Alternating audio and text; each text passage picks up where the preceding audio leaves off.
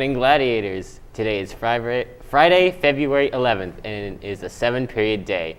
At this time, please stand for the Pledge of Allegiance.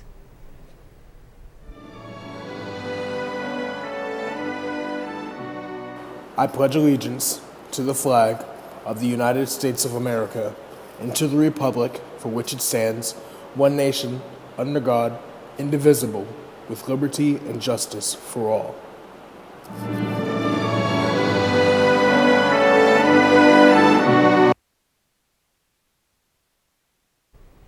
Today is the last day of National School Counseling Week. A special shout out to all members of our wonderful counseling department. In a normal year, school counselors have an almost impossible task of balancing the technical academic needs and the social emotional needs of hundreds of students. The pandemic and consistent disruptions to our students' academic and well-being profiles has only compounded the job this year. We are truly thankful for our counseling team. If you get a moment today, please email your counselor or stop by the auxiliary gym to say thanks today. Happy Black History Month, Northwood. You know what that means. It's time for BHM Facts. Let's talk about African American wealth in the United States. Seneca Village was a 19th century settlement of mostly African American landowners, founded in 1825. It was the first free African American community in New York City. By 1855, over 250 residents lived there. 2/3 were African Americans and 1/3 were Irish with a few German immigrants. Also, more than half of the residents owned their property. Seneca Village provided refuge from the unhealthy living conditions in Manhattan. New York residents desired more green space, and that's when the plan for Central Park came into play. The city planned a municipal park that included Seneca Village. Residents of Seneca Village fought to keep their home and community, but in 1857, the city was with eminent domain to forcefully remove them. Landowners were compensated by many, but many believed their property was undervalued. In 2001, 140 years after the destruction of Seneca Village, a historical marker was placed at its former location, commemorating the residents and the community. Tune in next week for more Black History Facts. COVID-19 self-test kits and masks were distributed yesterday during advisory. Any student who did not receive one may pick up a test at the main office. Gladiators, you have 1 week left to pre-order your yearbook.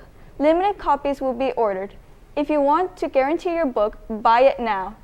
You can buy it at jostensyearbook.com or go to online school payments on the Northwood website.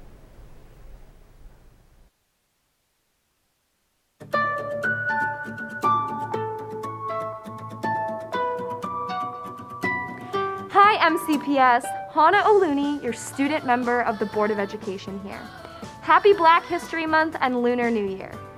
This past month, the Board of Education has been working on developing the school system's $2.93 billion operating budget for the 2022 to 2023 school year.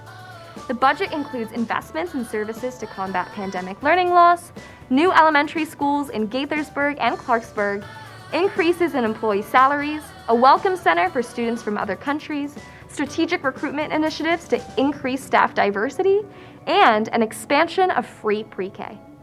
Throughout the budget development process, I've pushed for increased investments in our virtual academy, our full-time virtual school serving 3,000 students, increased mental health supports, and improved software for our bus routing system and a bus tracking app for students. If you have ideas you would like to share, please email boe@ncpsmd.org.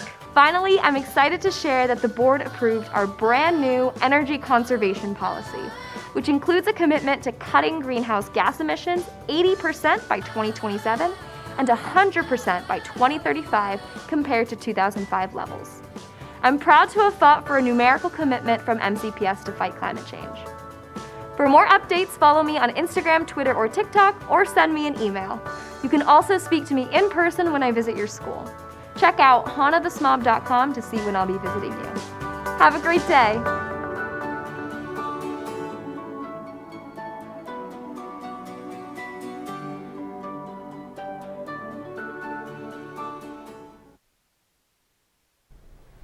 This weekend, look around your house and find books that you no longer want or shoved away in a box or closet. Bring them to the school for the National Honor Society book drive. You can drop off books in B213 or in the main office. This summer, the Montgomery County Forestry Board is offering a one-week, all-expenses paid field experience. Please contact Test Academy teachers Mr. Wright, Mr. Miller, Ms. Conklin, or Mr. Cruz for an application. Spots are limited, so act soon. Today is the last day to stop by the Media Center circulation desk to take a guess on how many candy hearts are in a jar. You have a chance to win a Starbucks gift card. Need a good book for the weekend? Try picking a blind date with one. Speaking of Valentine's Day, let's listen to WNHS anchor Lauren Thompson with tips for gifts.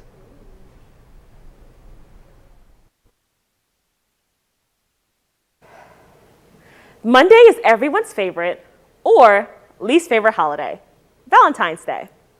Love it or hate it, Valentine's Day is the holiday of love, romance, and is iconic for its chocolate and roses sale. Since we're too old for those little Valentine's Day cards you give to your classmates, you're now responsible for finding someone a gift. So here are the top gifts for Valentine's Day. Everyone loves roses. Roses are red, violets are blue, and hey, there's still time to buy roses and support the class of 2022. Stop by at lunch outside the counseling office to get your rose for $3. Regular chocolate is a classic. If it's not broke, don't fix it, but consider putting a twist on it. Try chocolate-covered strawberries, chocolate-covered fruit, or pick up their favorite chocolate-based candy. If you're going to rot your teeth out with candy, you might as well go the whole way and add baked goods to the list. Heart-shaped cupcakes, brownies, and cookies are great. Plus, it doesn't matter if it comes from a package. No one needs to know.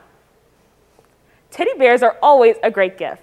They can provide a hug and a feeling of warmth and love when your special someone just isn't there. They're also really cute. If you have no time, you could at least grab a gift card. You might think it's a no-no, but it can transform into any gift the receiver wants it to be.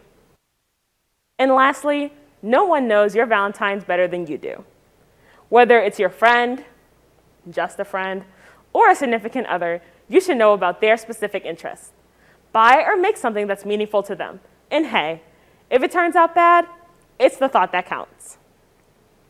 We hope your Valentine's Day goes well.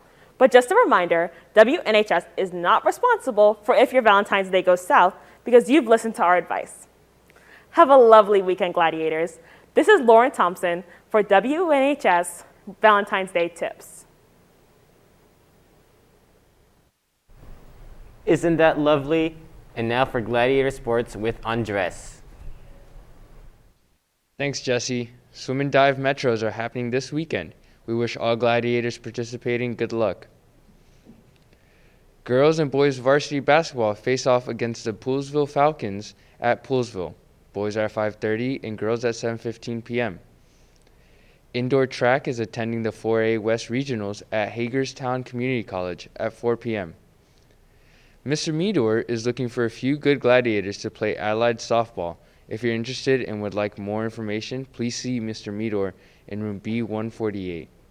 We wish all gladiator athletes the best of luck this weekend.